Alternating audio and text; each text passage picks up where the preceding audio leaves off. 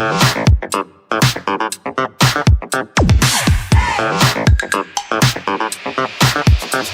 t'as envie de jouer à un jeu où chaque pas peut littéralement te conduire à une mort atroce, où les chances de survie sont aussi fiables qu'une promesse politique?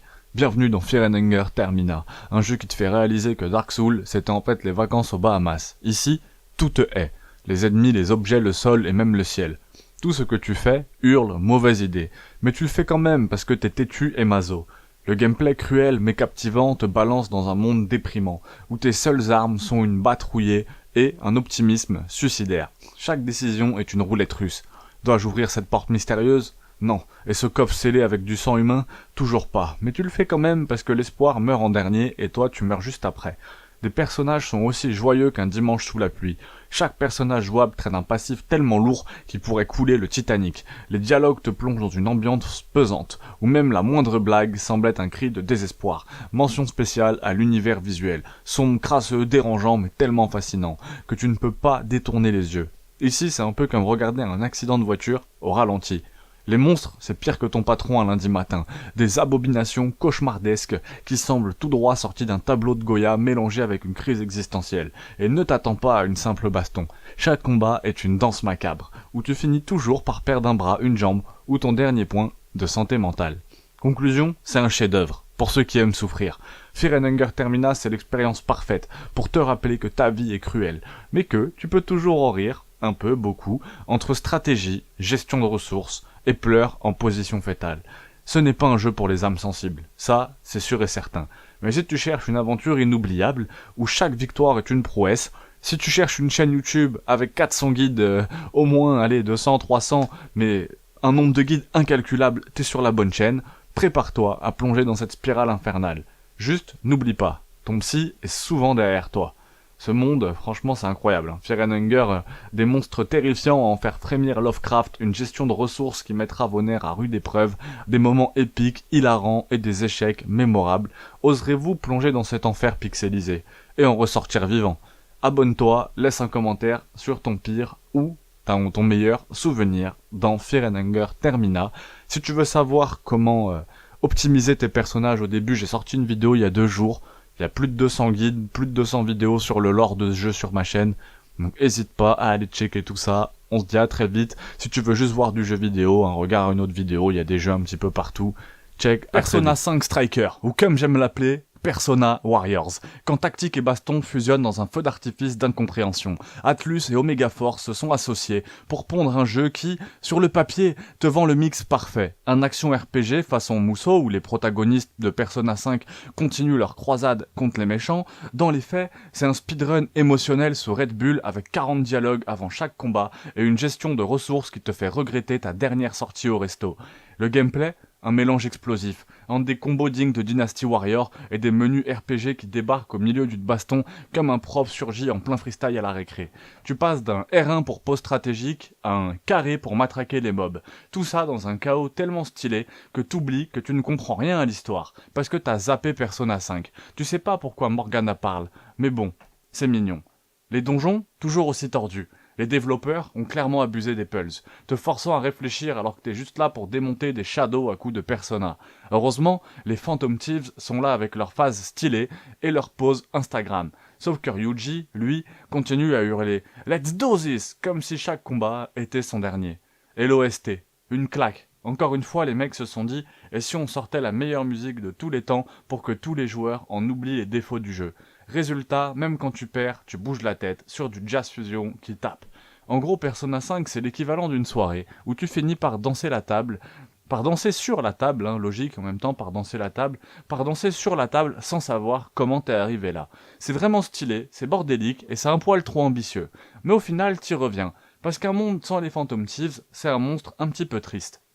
Plongé dans le chaos élégant de Persona 5 Strikers, où stratégie et action explosent dans un mousseau RPG détonnant. Que vaut vraiment cette suite de Persona 5, un jeu stylé, bordélique et diablement fun, mais qui demande un master en multitâche et un amour inconditionnel pour le style. Découvre mon avis sur ce bordel musical, coloré, où les Phantom Thieves continuent de sauver le monde à leur manière. C'est un avis vraiment à chaud, hein. Contrairement à beaucoup d'avis, beaucoup de jeux que j'ai fait sur cette chaîne que j'ai intégralement fini, voire même des fois les 100% ou des platines, là je viens juste de le commencer, donc j'ai mis 3-4 heures de jeu, j'ai été très agréablement surpris par le début. J'espère que ça continue comme ça, mais ça a l'air très très cool. Donc si vous aimez en tout cas le côté bourrin des Dynasty Warriors ou de Hyrule Warriors, je pense que vous pouvez foncer, il y a beaucoup de dialogue hein, vraiment au début. Ça change en fait de tout ce qu'on voit d'habitude dans cet univers-là.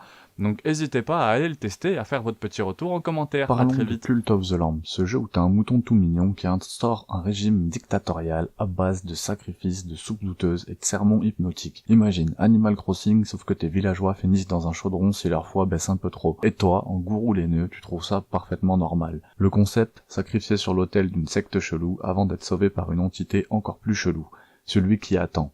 Il te file une couronne maudite et te dit: va, petit mouton, rassemble tes fidèles, monte ta secte et éclate les autres. Et toi, comme un stagiaire un peu naïf, tu obéis, armé d'une dague rouillée et de l'assurance d'un gourou de téléachat. Gestion ou baston, le jeu alterne entre les deux. La gestion de ton camp sectaire et des combats nerveux en mode roguelike. Phase 1, tu fais gestion de ton village. Tu construis des huttes, des fermes, des toilettes. Ouais, il y a même un système digestif. Mais attention, un fidèle malade ou affamé, c'est un fidèle qui commence à douter. Et dans Cult of the Lamb, douter c'est mal, alors faut improviser. Phase 2, les bastons contre les infidèles. Là tu te balades dans des donjons générés aléatoirement, et tu éclates des monstres pour récupérer des ressources et des nouveaux pouvoirs. Les boss, Dark Souls version LSD. Des dieux en colère, moches comme pas permis, et bien décidés à faire rentrer ton gourdin dans la laine. Le jeu, tout est permis, sauf l'ennui. La vraie force du jeu, c'est son côté décalé et son mélange de genres. Un coup tu organises un rituel où tes fidèles tournent autour d'un feu, la minute d'après tu exécutes le plus vieux de la bande parce qu'il mange un peu trop. Ça te met face à tes propres contradictions. D'un côté, soit tu fais le choix d'être un leader charismatique et bienveillant, soit d'être un psychopathe qui sème l'amour et la terreur, comme un prof en fin d'année scolaire. Pourquoi c'est une pépite? Son style visuel, trop cute, mais derrière cette apparence adorable, il y a du sang, des tripes, des cultistes qui vomissent, le yin et le yang, des jeux indépendants. L'humour noir. Tu vas faire croire que t'as des principes, mais au bout de 2 heures, t'es là à prier pour que tes fidèles crèvent vite pour libérer de la place. La profondeur du gameplay. Même si t'es nul en roguelike, tu vas kiffer la gestion. Et si t'es nul en gestion, tu vas aimer les donjons. Tout le monde y trouve son compte. Sauf tes fidèles. En conclusion, c'est une critique de la société de consommation, une réflexion sur le pouvoir, ou un jeu où tu peux transformer tes potes en soupe pour survivre. La réponse, un petit peu de tout. C'est que tu te marres, c'est surtout ça, c'est un jeu très drôle. Alors mets ta meilleure robe de druide, file quelques croquettes à Maurice et va répandre ta foi ou ta folie dans le monde des agneaux perdus. Et souviens-toi, si t'y joues pas, celui qui attend pourrait venir te chercher. Spellforce, The Shadow of the Phoenix. Ce titre sorti en 2004 a décidé de mélanger deux genres dans un shaker en criant « Pourquoi choisir entre RPG et STR? Prenez les deux, fermez-la. » C'est comme si on t'offrait une pizza au chocolat. Tu sais pas si ça va marcher, mais bon, tu goûtes par curiosité. Spoiler, c'est bizarre mais t'y reviens. Le gameplay est schizophrène, dans le bon sens. Imagine-toi un instant, tu commandes une armée de nains qui mettent des baffes à des morts vivants, et la seconde d'après tu craftes un plastron pour ton héros qui pourrait rivaliser avec le look de Geralt en plein défilé de mode. Ce jeu te force à avoir un cerveau en mode multitâche. Les phases STR, du classique efficace. Construis une base, collecte des ressources, balance une armée sur la gueule du type d'en face, mais attention, ici les unités ne sortent pas d'une caserne magique. Non, chaque soldat, chaque paysan, a été littéralement invoqué à partir de ton mana. En gros, ton héros devient un manager d'intérim en pleine crise de surmenage. Les phases RPG, là on touche à quelque chose de savoureux. Ton héros, ou plutôt tes héros, parce que oui, on peut en gérer plusieurs, évolue dans un monde gigantesque, rempli de quêtes, de loot, de lore. Tu peux te spécialiser dans la magie, le combat ou devenir hybride, mage combattant avec des statistiques qui crient « Faites vos jeux, rien ne va plus ». Le pitch. Un sorcier mégalomane qui veut devenir immortel et anéantir le monde. Classique. Mais ce qui suit, c'est un millefeuille narratif où chaque nouvelle quête te balance une révélation. En gros, ce jeu est plus dense qu'un roman de Tolkien, et chaque PNJ a un discours plus long qu'un monologue de théâtre. Mais on aime ça, parce que le lore de Spellforce est un buffet à volonté de fantaisie. Elfautin, narraleur, mort-vivant psychopathe, tout le monde est là, prêt à se foutre sur la gueule. Les graphismes d'époque, qui vieillissent comme un vin douteux. En 2004, c'était beau, les arbres étaient verts, l'eau scintillait, les bâtiments avaient des textures qui faisaient wow. Aujourd'hui, le jeu a le charme rétro des vieilles 3D anguleuses. Mais honnêtement, ça marche encore. Parce que l'ambiance est là, le design des unités, les environnements, ça te donne l'impression dans un monde vivant, malgré ses polygones fatigués. La musique, sous-estimée. Elle donne de l'importance. Ici, une bande-son, les compositeurs se sont surpassés. Chaque bataille, chaque exploration, chaque dialogue entre deux PNJ, bizarres et sublimés par des musiques qui te donnent envie d'écrire des poèmes. Spellforce, The Shadow of the Phoenix. C'est ce genre de jeu qui te rappelle pourquoi les années 2000 étaient magiques. Des développeurs qui osaient mélanger les genres. Des scénarios qui se prenaient au sérieux, mais pas trop. Une volonté de créer un univers qui te prend aux tripes. C'est pas parfait, parfois c'est lent, parfois c'est frustrant. Mais au final, tu te surprends à te relancer une partie en disant « Allez, encore une mission et j'arrête ». Un monument de nostalgie pour les vétérans. Une pépite pour les curieux. Alors, prêt à invoquer des ouvriers et à redevenir le sauveur de l'humanité, il y a des jeux qui te prennent par la main, qui t'expliquent leur gameplay gentiment, qui te guident avec un tutoriel de 40 minutes. Et puis il y a No More Heroes 3, qui débarque en moto, te met un high kick dans la mâchoire et crie « Débrouille-toi, loser ». C'est pas juste un jeu vidéo, c'est une crise d'identité transformée en festival de néon et de katana laser. Travis Touchdown, notre héros, au charisme de trottinette, revient pour sauver la Terre, se battre contre des aliens et regarder des animés. Honnêtement, personne ne sait. Même le scénariste avait dû poser sa démission à mi-parcours. Travis, c'est le héros qu'on mérite. C'est un geek qui a confondu la vie avec un tournoi de Smash Bros. Arrogant, vulgaire, mais attachant. Un peu comme ce pote relou qui truine à Mario Kart mais que t'invite quand même parce qu'il te ramène des chips. Armé de son fidèle katana, qui, soyons clairs, ressemble à un sextoy de science-fiction, Travis affronte des boss tous plus improbables les uns que les autres. Sérieusement, y a un mec qui te fait du rap battle avant de te balancer des missiles nucléaires. C'est No More Heroes, où les aliens ressemblent à des Power Rangers sous acide et où chaque combat de boss est une masterclass de n'importe quoi. Un open world vide?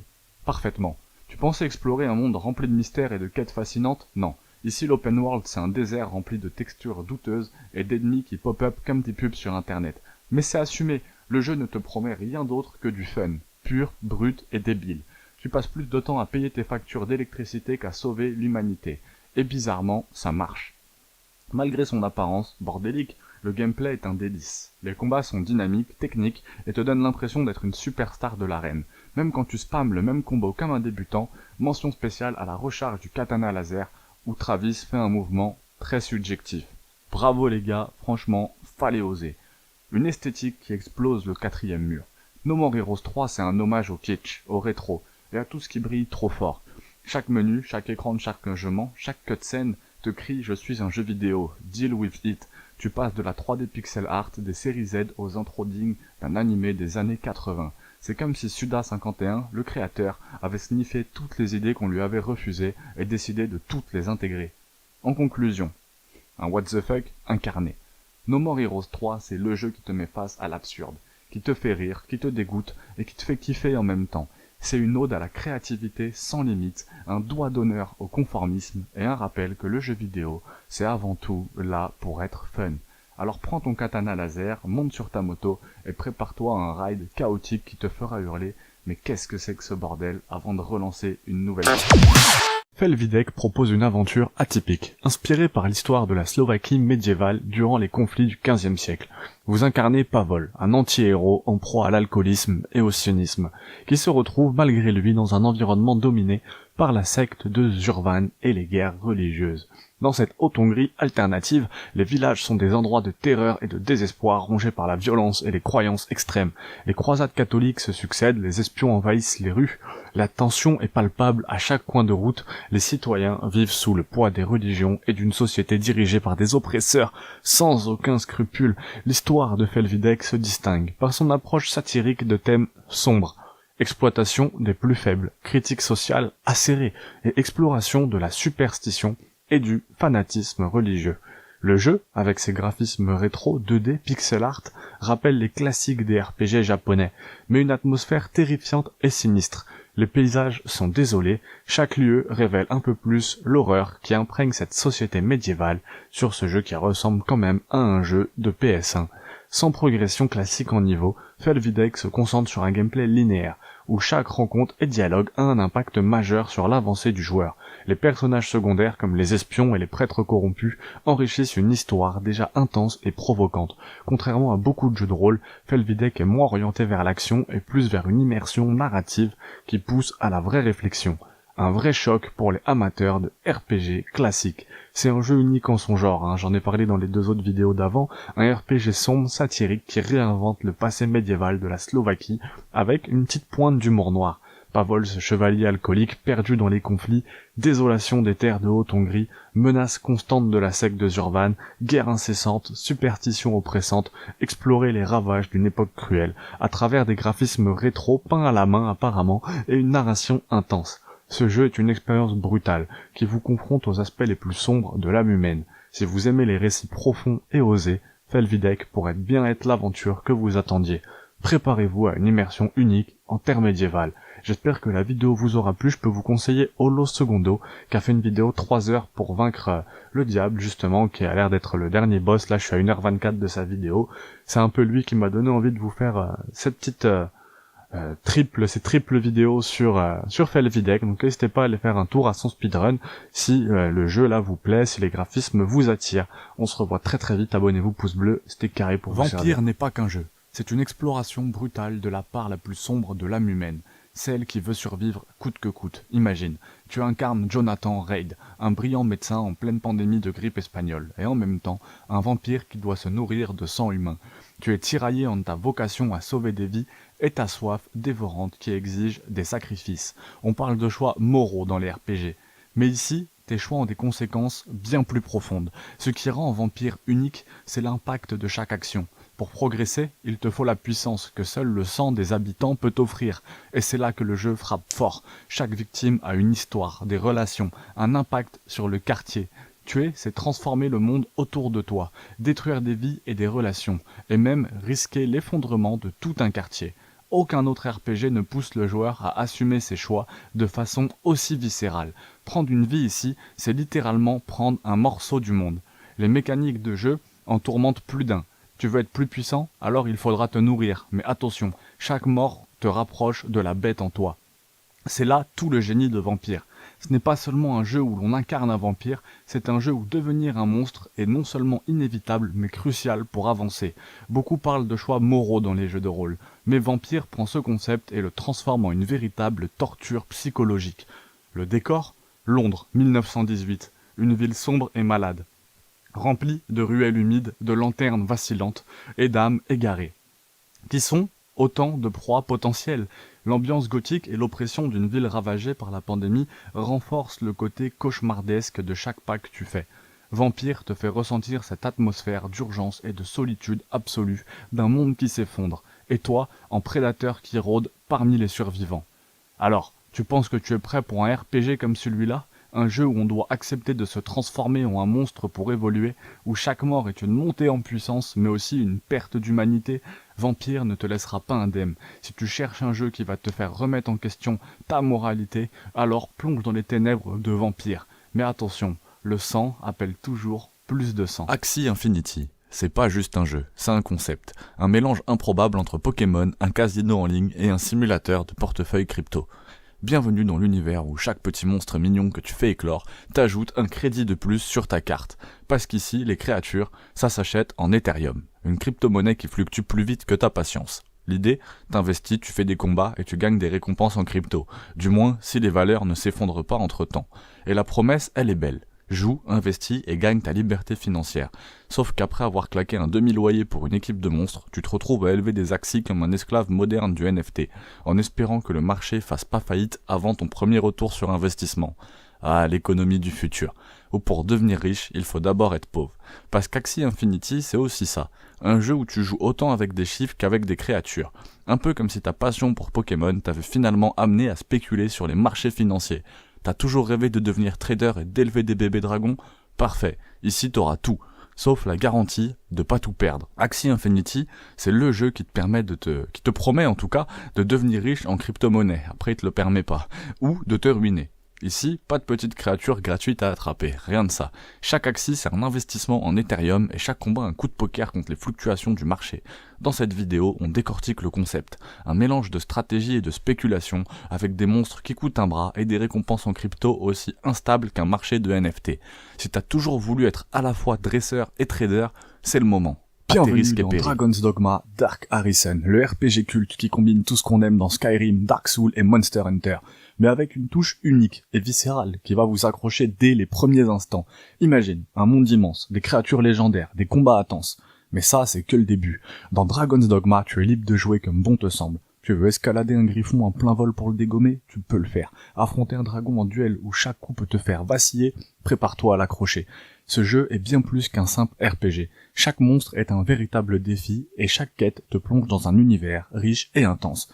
Et c'est pas tout. Les compagnons que tu recrutes, appelés pions, ce ne sont pas des simples bots. Ils apprennent en fonction de ton style de jeu, anticipent les attaques ennemies, partagent les astuces, ils évoluent avec toi. Imagine un équipier qui s'adapte à tes erreurs, te couvre, te donne des vrais conseils pour survivre. Ça change tout, non?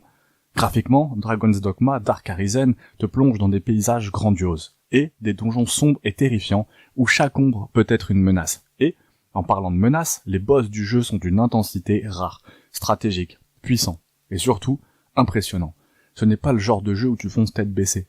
Chaque mouvement compte, chaque décision peut tout changer. Tu crois avoir fait le tour des RPG? Attends de découvrir Dragon's Dogma Dark Arisen. Ce n'est pas un simple jeu, c'est une expérience inoubliable. Alors, prêt à te lancer dans cette aventure qui va te retourner le cerveau? Dragon's Dogma ne se contente pas de te faire combattre. Il te pousse à réfléchir, à adapter des stratégies, et même à entraîner des compagnons qui deviennent de véritables alliés au fil de l'aventure. C'est pas juste un jeu d'action, c'est une expérience à couper le souffle. Tu crois avoir tout vu dans les RPG? Rejoins-moi et découvre pourquoi Dark Arisen est le secret le mieux gardé du genre. Abonne-toi pour des astuces, des secrets et des aventures. On adore épiques. Ori and the Blind Forest. On admire sa beauté, on est hypnotisé par ses paysages vibrants et son atmosphère qui nous transporte. Mais est-ce que vous avez déjà vraiment prêté attention à ce que le jeu essaye de vous dire?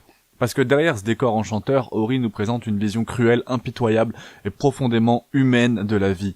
Ce jeu est une plongée dans la noirceur qui nous hante tous sans qu'on le réalise. Derrière chaque pixel magnifique se cache une brutalité dérangeante. La séparation, la perte, l'injustice de l'existence. Ori n'est pas un simple voyage fantastique. C'est un jeu qui prend notre innocence et la jette en pleine nature sauvage, où seuls ceux qui luttent sans relâche survivent. Oui, Ori est un héros adorable, mais il est aussi le symbole de la douleur de l'abandon, de la lutte sans fin pour la survie. Ce petit être lumineux qu'on accompagne n'est pas un simple personnage mignon. Il incarne une rage, une peine, un désir de rédemption qui frappe en plein cœur.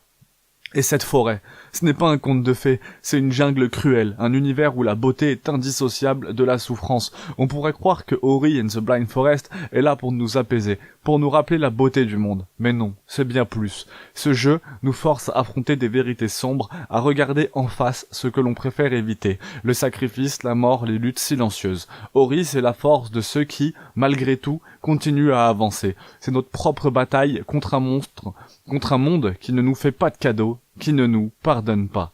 Alors, Ori and the Blind Forest, un jeu mignon?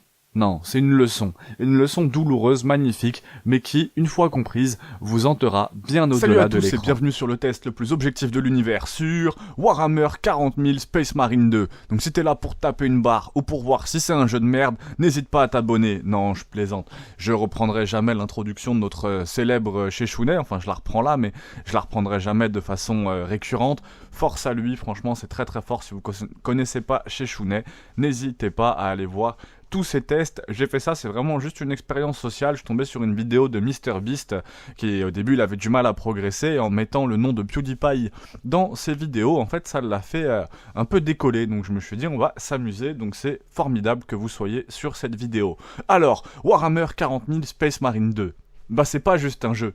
C'est un coup de marteau énergétique dans la mâchoire. Les mecs de chez Relic Entertainment et Focus Entertainment se sont dit bon, c'est bien mignon de peindre des bonhommes en plastique, mais si on les envoyait broyer du Tyrannide en 4K 60 FPS avec un bolter qui fait autant de bruit qu'un avion de chasse.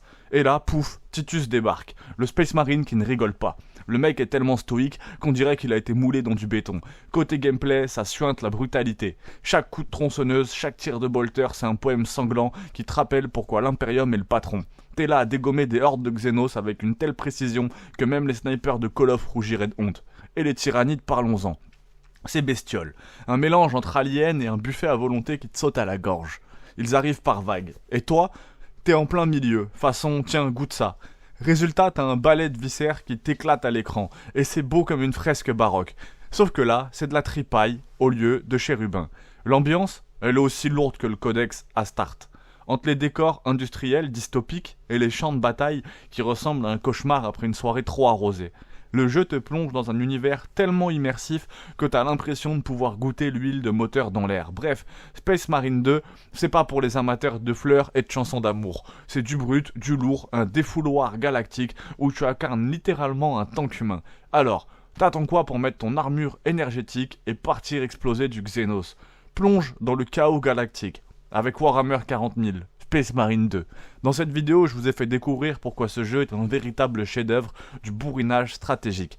Entre batailles épiques contre les tyrannides, le gameplay brutal et immersif, et un univers aussi sombre qu'épique, Space Marine 2 est le jeu que tout fan de l'Imperium doit absolument essayer. Préparez-vous à enfiler votre armure énergétique et à défendre l'honneur de l'Empereur dans cette expérience inoubliable. J'espère que le test vous aura plu, c'est plus une preview vraiment pour voir un peu à quoi le jeu ressemble. Là je le débute, si la vidéo vous plaît, n'hésitez pas à vous abonner pouce bleu et éventuellement je ferai vraiment mon avis un peu plus en profondeur. N'hésite pas à t'abonner. Bienvenue dans Aquatic Tycoon, le jeu qui vous met à la tête d'un empire maritime, enfin un empire, plutôt une mare au canard remplie de sardines dépressives. Ici, pas question de galoper en armure ou trucider des gobelins, non, votre mission est un peu plus noble, gérer des aquariums, maximiser vos profits et accessoirement éviter que vos poissons ne flottent le ventre à l'air. Dès que vous lancez le jeu, on sent que c'est une production qui n'a pas mis les moyens dans les graphismes. Les textures des poissons sont un savant mélange entre un PowerPoint de 2002 et un aquarium de Leclerc local. Mais ne vous y trompez pas, Aquatic Tycoon compense largement avec une ambiance sonore immersive, le bruit des bulles d'eau et les cris stridents des mouettes vous accompagnent comme une thérapie, si la thérapie consistait à vous rendre fou. Le gameplay ? Une gestion, ou le chaos organisé. Le gameplay, c'est là où le jeu brille, vraiment. Enfin, façon lanterne de pêche abyssale, vous devez tout gérer. Concevoir les aquariums, des bassins qui fuient, pas grave, ça attire des clients écolos. Choisir les espèces, on vous vend des poissons exotiques, mais ce que vous obtenez, c'est un mélange douteux entre un poisson clown et un requin miniature qui déteste un peu tout le monde. Il faut satisfaire aussi les visiteurs. Ces derniers veulent du grandiose, et ils ne sont pas prêts à payer plus de 5 €, un peu radin en plus. Chaque jour, vous jonglez entre l'achat de nourriture spécifique, la maintenance des équipements et bien sûr, des pannes régulières du système de filtration qui transforme votre bel aquarium en soupe de poisson. Un pur bonheur ce jeu. Les défis sont vraiment inattendus. Petit spoiler, l'eau, et c'est pas gratuit. Vous serez régulièrement confronté à des choix cornéliens, vraiment. Du type, remplir les bassins ou payer l'électricité, nourrir les poissons ou acheter une enseigne lumineuse pour attirer plus de visiteurs. Ce n'est pas la pointe de l'iceberg. À mi-parcours, un concurrent malveillant lâche une invasion d'algues toxiques dans vos bassins.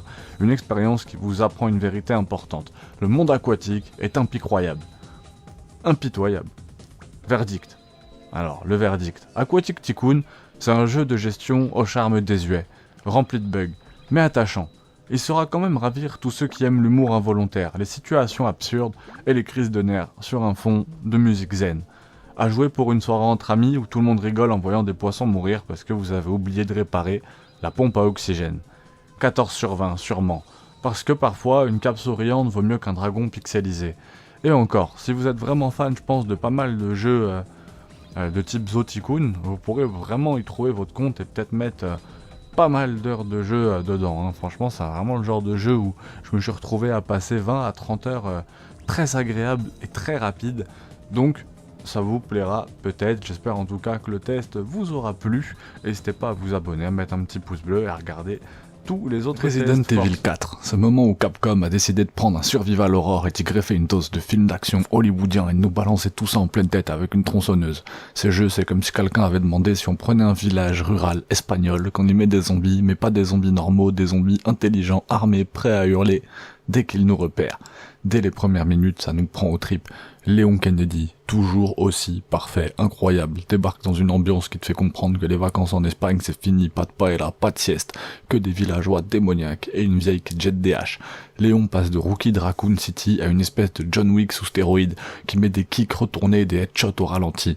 T'as à peine le temps de respirer avant de te retrouver face à un mec avec un sac de patates sur la tête et une tronçonneuse bien affûtée.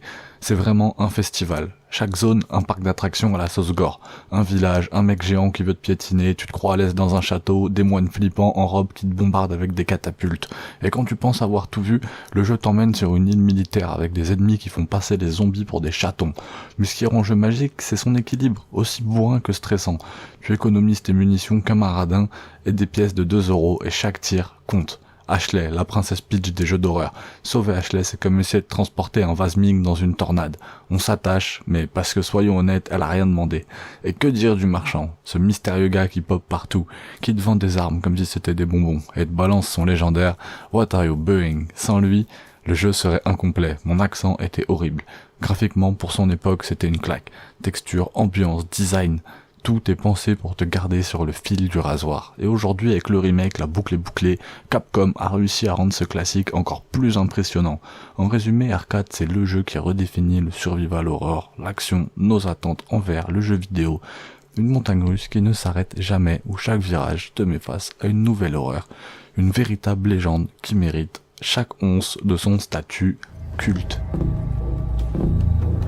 Doom Eternal, c'est l'ultime FPS, une course contre la mort qui ne laisse aucun répit. Imagine, la Terre est envahie, les démons sont partout, et toi, tu es le seul rempart entre l'humanité et la destruction totale, mais attention, ce n'est pas un simple jeu de tir. Doom Eternal transforme chaque seconde de gameplay en une danse infernale, un combat brutal où l'hésitation est synonyme de mort. Ici, pas de stratégie, on parle de carnage pur. Chaque ennemi est un casse-tête à lui seul.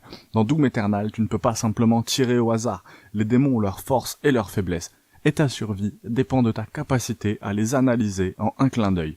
Tu as un arsenal varié et massif à ta disposition. Le super shotgun, la tronçonneuse qui rend des munitions, le lance-roquette et même des armes comme le lance-flamme, le grappin, qui te propulsent au cœur de l'action.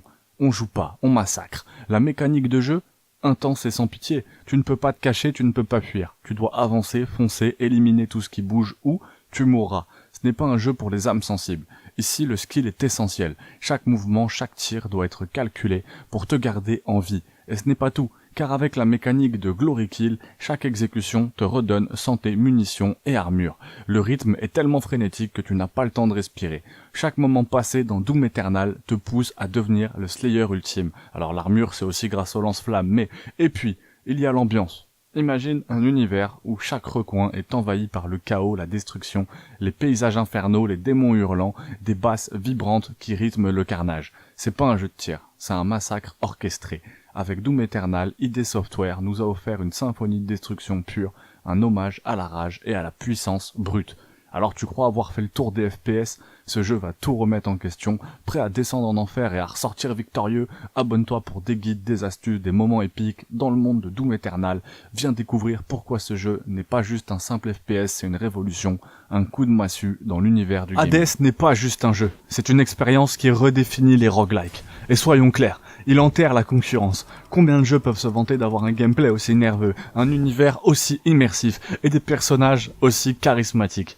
Les autres roguelikes, désolé, mais ils paraissent bien fades en comparaison. Dans Hades, chaque tentative de sortir des enfers est un combat de style et de précision. Chaque combat te pousse à repousser tes limites, à apprendre à t'adapter, et chaque mort te rapproche un peu plus du sommet. C'est addictif, c'est cruel, et c'est d'une intensité rare. Peu de jeux t'offrent cette sensation de montée en puissance où tu deviens littéralement un dieu de la guerre au fil de chaque tentative.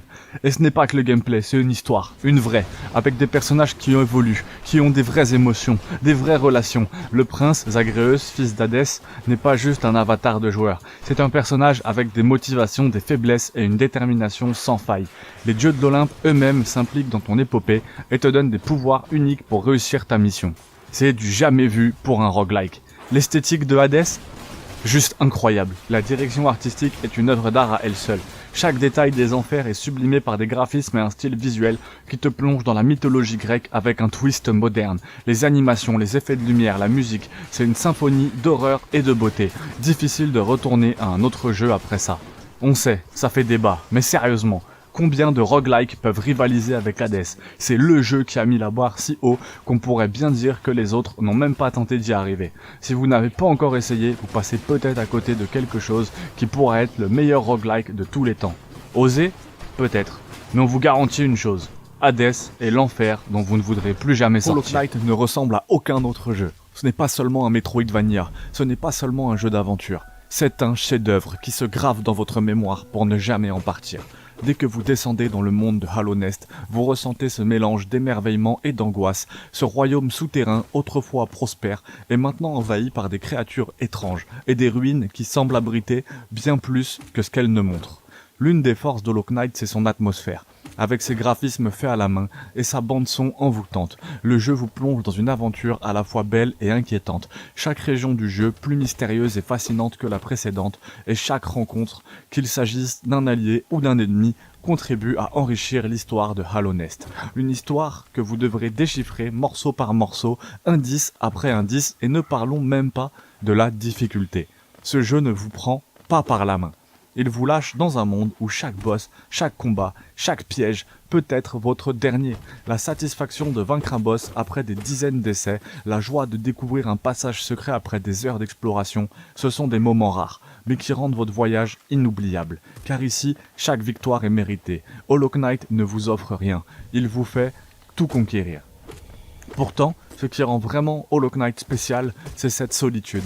Vous êtes seul dans ce royaume mort, entouré de vestiges d'une civilisation oubliée et de créatures désespérées. C'est un monde hanté, et vous vous demanderez toujours si votre quête vous mènera à la lumière ou si vous finirez par vous perdre à jamais dans les ténèbres. En bref, Hollow Knight n'est pas qu'un jeu, c'est une expérience, un voyage qui teste votre courage, votre patience et surtout votre âme de joueur. Baldur's Gate 3, un RPG monumental qui redéfinit totalement le genre. Quand on pense aux jeux de rôle épiques, on pense souvent à des classiques comme The Witcher ou Skyrim. Mais là, Baldur's Gate 3 va plus loin, beaucoup plus loin. Ce jeu offre une immersion totale. Chaque décision que tu prends impacte ton aventure. Chaque choix transforme l'univers qui t'entoure. C'est ton histoire, unique, sans chemin tout tracé, et où chaque option a des conséquences. Imagine un RPG où l'interaction avec l'environnement est totale. Tu peux tout faire, et chaque situation offre des solutions infinies. Les combats en tour par tour sont une danse stratégique et un vrai test de créativité. Utiliser le terrain, lancer des sorts spectaculaires, déployer des tactiques de groupe, tout est permis et tout est payant. Mais attention, le danger est partout, et chaque décision pourrait être la dernière. Et les personnages, parlons-en, Baldur's Gate 3 nous plonge dans un univers rempli de protagonistes mémorables, chacun avec sa propre histoire, ses propres conflits et ses propres objectifs. Ce n'est pas juste une question de les recruter, tu vas t'attacher, rire, pleurer, et parfois les trahir.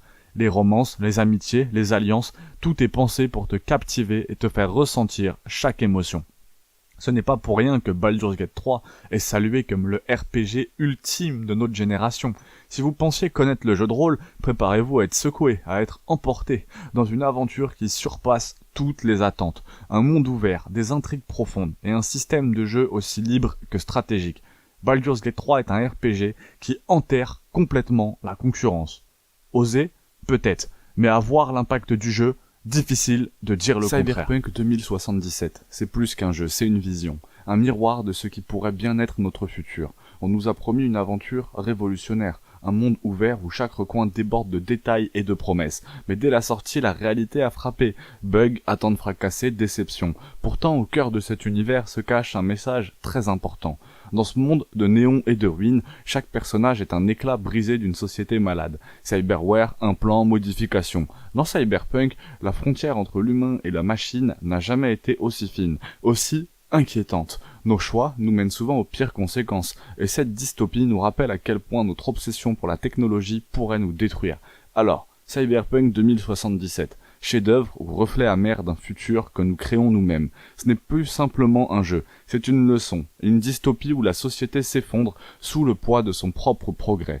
Peut-on vraiment rester indifférent face à ce que le jeu nous montre ? Dans Cyberpunk 2077, un monde où le futur est sombre, impitoyable, et où chaque décision peut faire basculer l'équilibre entre le chaos et la survie. Ce jeu a suscité des débats passionnés, promesses non tenues, bugs légendaires, mais aussi une immersion unique et une vision d'un avenir qui fait froid dans le dos. Mais qu'en reste-t-il aujourd'hui ? Est-ce vraiment un chef-d'œuvre incomplet ou le reflet d'une société en déclin ? Préparez-vous à découvrir la face cachée de Cyberpunk, une plongée dans un univers où l'humanité perd pied face à la technologie. Donc Cyberpunk 77, très très cool, vraiment, si vous ne l'avez pas fait, je ne peux que vous le conseiller. Ça manque peut-être un tout petit peu de difficulté, d'une arène, ça c'est vrai que j'aime bien les arènes dans les jeux, donc ça manque un petit peu d'une arène et de difficulté, mais sinon ça reste un excellent jeu qui est sans doute dans le top des jeux actuels. Je mettrais aussi Baldur's Gate 3, même si c'est deux jeux dans des univers complètement différent. Si le test il vous a plu, n'hésitez pas à vous abonner, petit pouce bleu, il y a pas mal de tests, j'ai dû en faire une dizaine là sur la chaîne dans le même style, donc si ça vous plaît, n'hésitez pas à aller checker tout ça. Si vous voulez mettre le prochain jeu en commentaire, c'est avec grand plaisir, et on se revoit très vite. Project Zomboid, c'est pas un simple jeu de zombies, c'est une expérience immersive qui nous plonge dans un monde où chaque détail devient un combat, chaque mouvement une épreuve de volonté. Vous pensez connaître les jeux de survie? Dans Project Zomboid, la vraie bataille ne se joue pas seulement contre les morts vivants, mais contre la faim, la soif, la solitude, et surtout contre vous-même. Dans ce jeu, il n'y a pas de héros, pas de seconde chance. Vous commencez avec peu de ressources, entouré de dangers invisibles, et chaque action peut précipiter votre chute, une porte qui grince, une simple coupure non soignée, ou même un soupçon de désespoir peuvent signer la fin de votre aventure. C'est une immersion brutale, dans un monde où les règles de la société ont disparu, et il n'y a plus que vous contre la nature et vos propres faiblesses. Pour les joueurs qui cherchent un défi extrême, Project Zomboid ne déçoit pas. Chaque mort est une leçon, chaque partie est différente. Mais la question reste, combien de temps tiendrez-vous avant que le monde de Project Zomboid ne vous brise?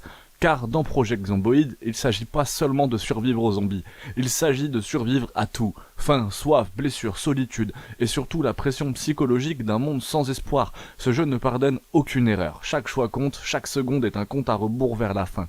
Mais Project Zomboid, c'est plus qu'un survival, c'est un véritable cauchemar de stratégie et de gestion de soi. Et dans ce monde impitoyable, la question n'est plus comment survivre, mais combien de temps allez-vous tenir. J'espère que la vidéo vous aura plu, je l'ai faite parce que je viens de voir la vidéo de Combo, Combo qui m'a quasiment lancé sur YouTube parce que j'ai fait 300 vidéos sur Fear and Hunger après avoir vu sa vidéo, donc n'hésitez pas à aller regarder, il a fait une vidéo très très cool dessus Combo, n'hésitez pas à aller regarder tout ce que j'ai fait sur Fear and Hunger, tout ce qu'il a pu faire sur Fear and Hunger, il y a Carré Musique si vous voulez du son, c'est pas trop mal pour la pub pour aujourd'hui, n'hésite pas à t'abonner, pouce bleu, et on se revoit très bientôt. Subnautica, ce jeu où tu crois que tu vas passer des vacances pépouses sur une planète aquatique, comme un remake de Koh-Lanta sous l'eau. Mais en vrai, t'es là pour prouver que tu peux survivre 30 secondes sans te faire manger par un poisson mutant qui fait la taille d'un Airbus.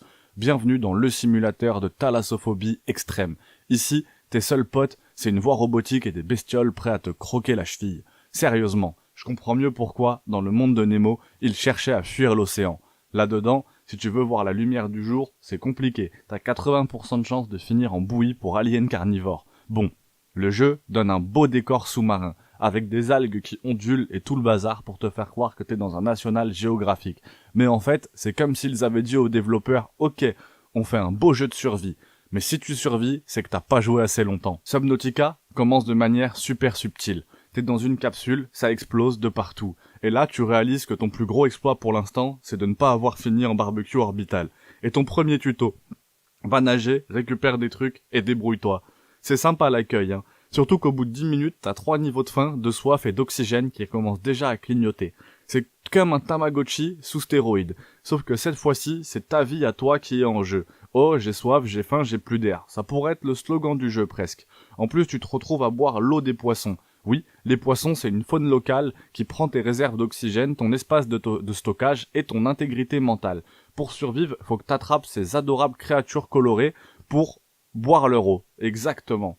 Et là, parlons un peu de l'ambiance, ou du cauchemar en sous-marin géant. T'as déjà vu les jeux où tu peux creuser sous terre pour éviter le danger? Bah là, s'enfoncer sous terre, c'est justement un problème, parce que tu vas finir dans une grotte pleine de monstres géants. C'est comme si les développeurs avaient mis dans un shaker tous les trucs flippants possibles et qu'ils avaient secoué ça bien fort en disant « on leur met ça et on va voir ce qui se passe ».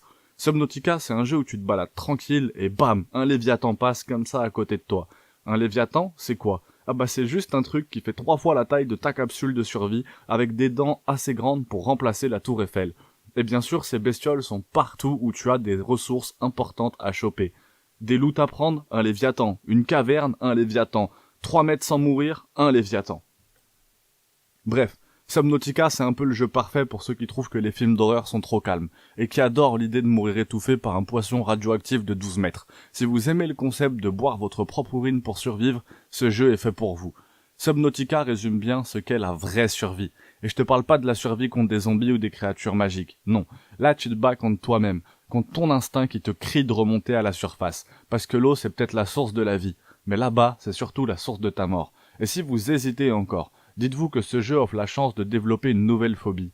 la peur des océans et des gros trucs qui y nagent. Alors n'hésitez pas, plongez, vous verrez bien si vous remontez ou pas. Très sérieusement, plus sérieusement, c'est un jeu qui est excellent. Pour moi, c'est du 17, 18, 19 sur 20. C'est excellent, la petite note qui rassure, hein. Mais c'est un jeu qui est vraiment terrible. Plongez-vous dedans, le début est un peu compliqué, surtout si vous jouez avec la faim, la soif. Le début peut être un petit peu compliqué, moi j'avais pas l'habitude de ces jeux-là, mais en s'y accrochant, on y prend beaucoup de plaisir. Il y a énormément de surprises, c'est aussi un jeu qui a une vraie fin.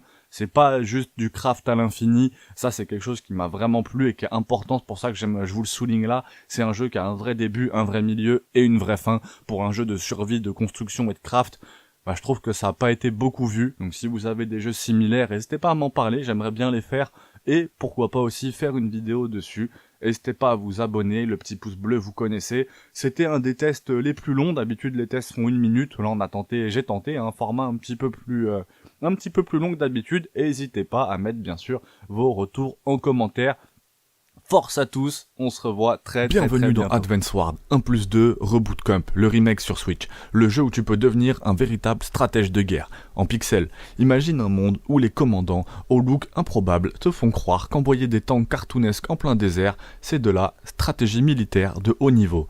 T'as toujours rêvé de diriger une armée de petits soldats en mode chibi ? Parfait. Ici, un plan bien pensé, c'est aligner tes tanks en forme de smiley avant de les envoyer à l'abattoir.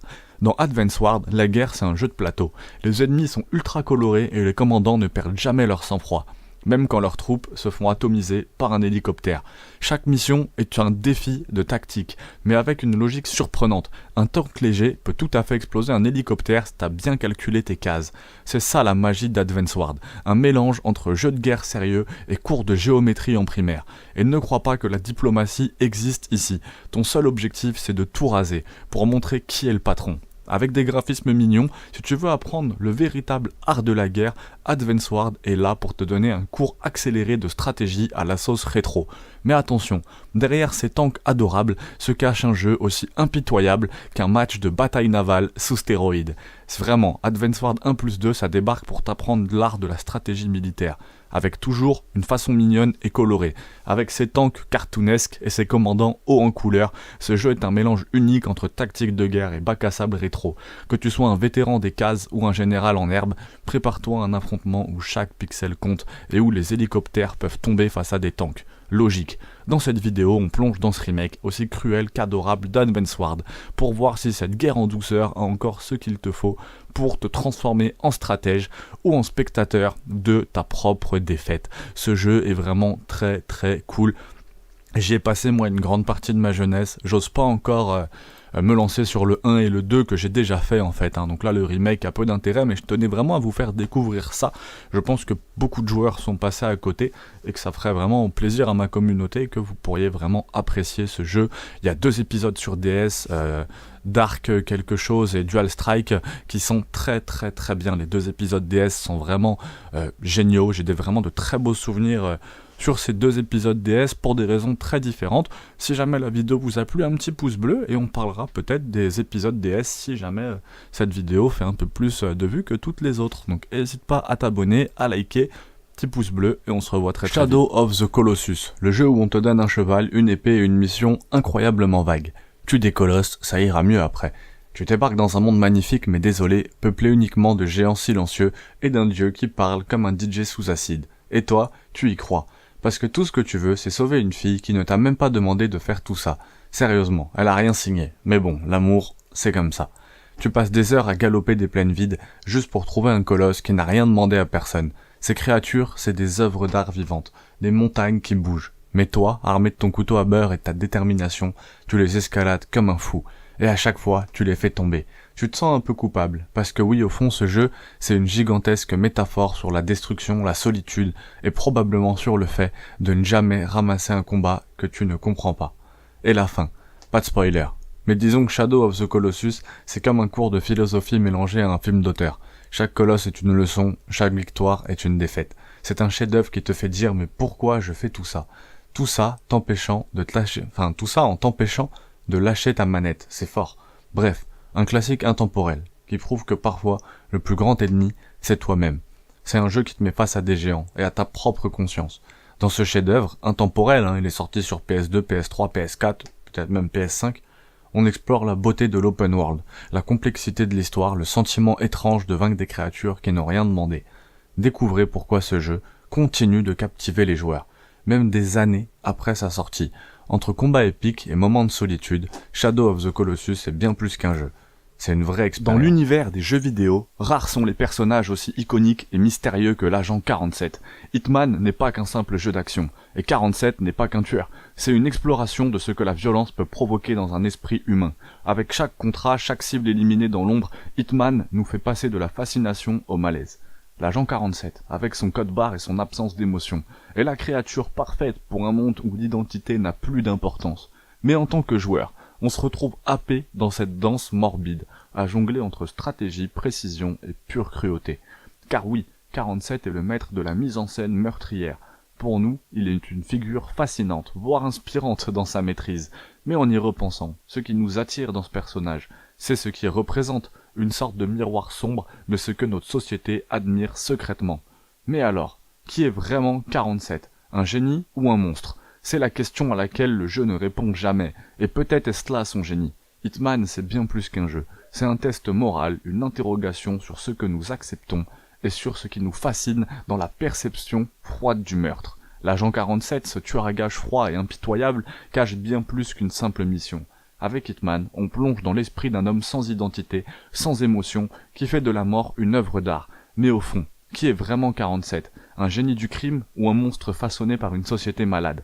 Préparez-vous à redécouvrir Hitman d'un tout autre œil, avec une plongée qui va vous donner des frissons.